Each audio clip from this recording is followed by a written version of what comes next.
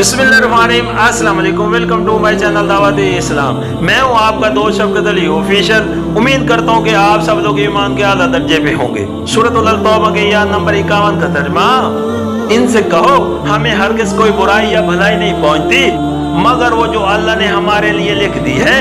अल्लाह ही हमारा मौला है और अहले ईमान को उसी पर भरोसा करना चाहिए। सूरत अल तौबा आयत नंबर 51 यहाँ दुनिया परस्त और खुदा परस्ती की जहानत के फर्क को वाज़ेह किया गया है। दुनिया परस्त जो कुछ करता है वो अपने नफ्स की रजा के लिए करता है और उसके नफ्स की खुशी बाज़ दुनियावी मकासद के हसूल पर मुनहसर होती है। ये मकासद उसे हासिल हो जाए तो वो फूल जाता है और हासिल ना हो तो उस पर मुर्दानी छा जाती है।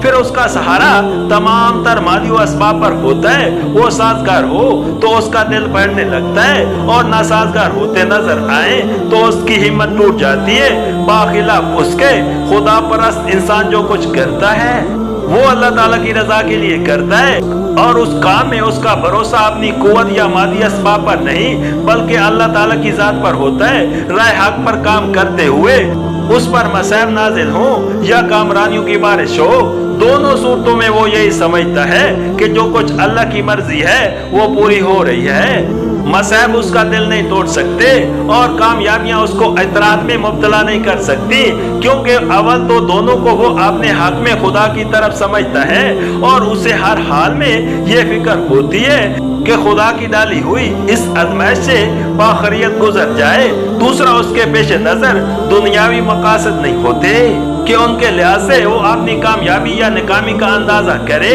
उसके सामने तो रजा इलाही का मकसद वाहिद होता है और उस मकसद से उसके करीब या दूर होने का पैमाना किसी दुनियावी कामयाबी का असूल या अदम असूल नहीं है, बल्कि सिर्फ ये अमर है कि राह खुदा में जान व माल की बाजी लगाने का जो फर्ज उस पर ऐद होता था कि उसे उसने कहां तक अंजाम दिया।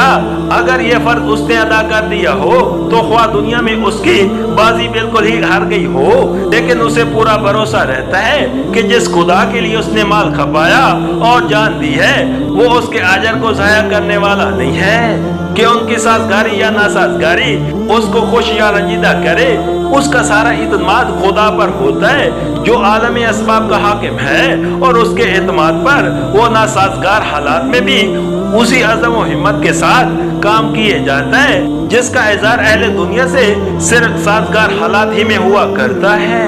यहाँ पर अल्लाह ताला ने फरमाया है कि इन दुनिया परस्त मुनाफिकों से कह दो कि हमारा मामला तुम्हारे मामले से बुनियादी तौर पर मुख्तलिफ है। तुम्हारी खुशी और रंज के कवानीन कुछ और हैं और हमारे कुछ और तुम एतमनानी और बेएतमनानी किसी और मगज से लेते हो और हम किसी और मगज से।